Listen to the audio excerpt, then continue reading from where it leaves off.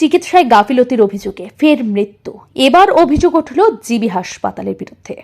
অভিযোগকারী নিজে একজন স্বাস্থ্যকর্মী, রাজধানীর শ্যামলীবাজার এলাকার বাসিন্দা গীতা দাস, যিনি ক্যান্সার হাসপাতালের কর্মী। তার কথাই নিজের চোখের সামনে চিকিৎসকদের গাফিলতিতে প্রাণ হারিয়েছে তার নাবালক ছেলে কোনাল দাস। সোমবার বিকেল 4টা নাগাদ পেট খারাপ ও অস্থিরতা নিয়ে গীতা দাস তার ছেলেকে জিবি হাসপাতালে নিয়ে যান। প্রাথমিক চিকিৎসার পর হাসপাতাল থেকে ছুটি দিয়ে দেওয়া হয়, কিন্তু ফের উপসর্গ বাড়লে তাকে আবার হাসপাতালে নিয়ে যাওয়া হয়। এরপর ভর্তি ও আইসিইউ পর্যন্ত সমস্ত প্রক্রিয়া চললেও রাত 11টা নাগাদ এক নার্স ভুল ইনজেকশন দেন বলে অভিযোগ। ইনজেকশন দেওয়ার কিছুক্ষণ পরে কোনালের মৃত্যু হয়। গীতা দাস এই ঘটনাকে চিকিৎসাগত খুন বলে আখ্যা দিয়েছেন। তার দাবি, গাফিলতির দায় শুধু নার্সের নয়, দেখাশোনা দায়িত্বে থাকা হাসপাতালে উচ্চপদস্থ আধিকারিকদের জবাবদিহি করা উচিত। তিনি জানান, বিষয়টি তিনি জিবি হাসপাতালে এমএস, রাজ্যের স্বাস্থ্য সচিব এবং স্বাস্থ্যমন্ত্রীর কাছে সরাসরি জানাবেন। আমি একজন স্বাস্থ্যকর্মী হয়ে আজ ছেলে মৃত্যু দেখলাম। যারা দায়িত্বে ছিল তারা যদি ঠিকঠাক মতো নজর দিত তাহলে হয়তো আমার ছেলে আজ বেঁচে যেত। মানে এসি ফ্যান চলতেছে, কারেন্টটাকে সঙ্গে সঙ্গে লাইট এই ওয়ার্ডে লাইটটা অফ হয়েছে, বাকি আদারওয়াইজ সব রুমের লাইট চলতেছে।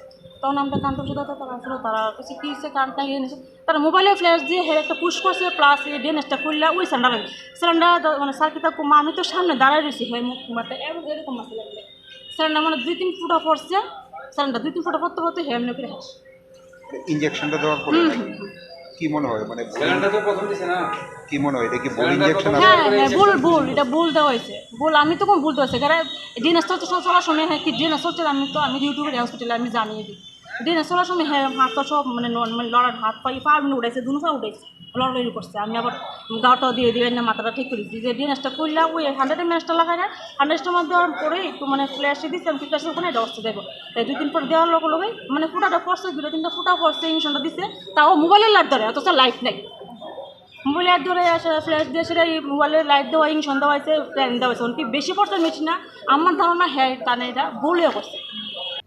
তবে এই প্রথম নয়, জিবি হাসপাতালে চিকিৎসায় গাফিলতির অভিযোগে রোগী মৃত্যুর ঘটনা আগেও বহুবার সামনে এসেছে, কিন্তু স্বাস্থ্য ও পরিবার কল্যাণ দপ্তরের পক্ষ থেকে কোনো নিরপেক্ষ তদন্ত বা শাস্তিমূলক পদক্ষেপের খবর নেই। ফলে এমন ঘটনা যেন বারবার ঘটেই চলেছে। প্রশ্ন উঠছে, কত প্রাণ গেলে তবেই জবাবদিহির আওতায় আসবে এই ব্যবস্থা? ব্যুরো রিপোর্ট, ঋদ্ধি নেটওয়ার্ক।